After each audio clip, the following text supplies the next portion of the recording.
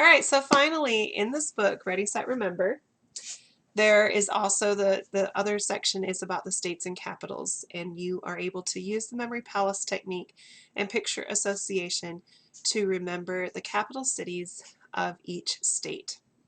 And all 50 states are included. So it's not so old that it doesn't have Alaska and Hawaii. They are in here. And I believe Alaska's is correct.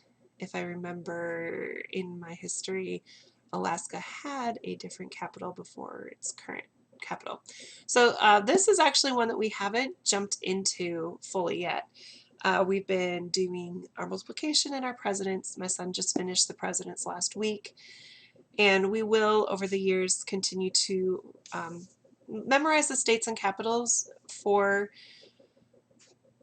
citizenship as well. Now, this does not take the place of geography lessons. And if you are a Charlotte Mason educator, there are many articles and things that you can read on how a geography lesson is to take place in your homeschool. I won't get into that here, but I agree with all those methods. And having the states and capitals memorized, I think, again, is just a great tool for a student to have in life.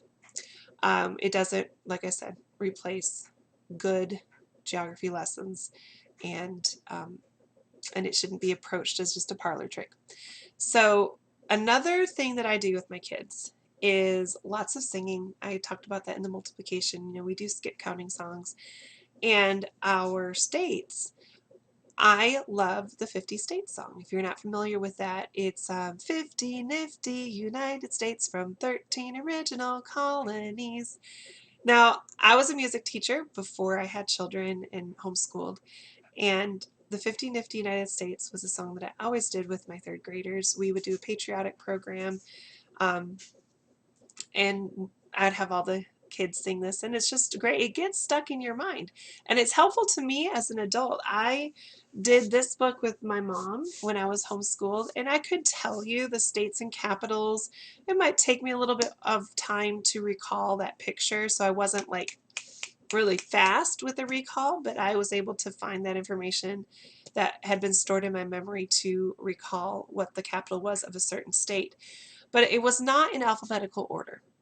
That's what I love about the 50 Nifty United States song, is it goes through all 50 states in alphabetical order.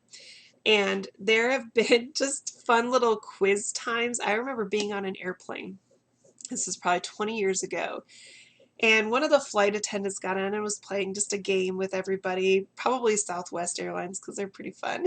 And it said like, take out a piece of paper and a pen, and whoever can list off all 50 states in alphabetical order. I don't even know if they did alphabetical order. I think they just said if anybody can write down all 50 states, the first person will get a free drink or something. I don't know. So I was able to do it really quickly because I had been teaching students in public school the song 50 Nifty United States, and I could quickly say Alabama, Alaska, Arizona, Arkansas, California, Colorado, Connecticut, Delaware, Florida, Georgia, Hawaii, Idaho, Illinois, Indiana, Iowa, Kansas, Kentucky, Louisiana, Maine, Maryland, Massachusetts, Michigan, Minnesota, Mississippi, Missouri, Montana, Nebraska, Nevada, New Hampshire, New Jersey, New Mexico, New York, North Carolina, North Dakota, Ohio, Oklahoma, Oregon, Pennsylvania, Rhode Island, South Carolina, South Dakota, Tennessee, Texas, Utah, Vermont, Virginia, Washington, West Virginia, Wisconsin, Wyoming. So, that is a parlor trick, okay? But it's good. I think it's good for students to have that information. Again, your country's history, and you know all 50 states. And knowing the abbreviations, it's just some good information, and it will come up. I mean, when you're reading your living books, when you're doing your history and your geography, if students know and can make a connection with something they've already learned with knowing the 50 states, I think that's a great thing. And I think that is Charlotte Mason. So jumping into the book and the states and capitals, I've talked about these picture associations with the presidents and with the it does go in alphabetical order.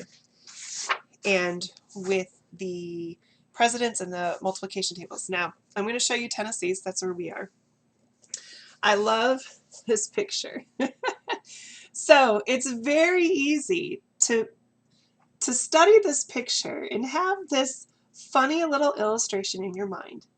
If you notice that this tin next to the C is mashing with his foot a little ville, a little city, you'll remember that the capital of Tennessee is Nashville. Nashville. Oh, those poor little, what are they? I guess they're ants. That poor little city, that poor little ville.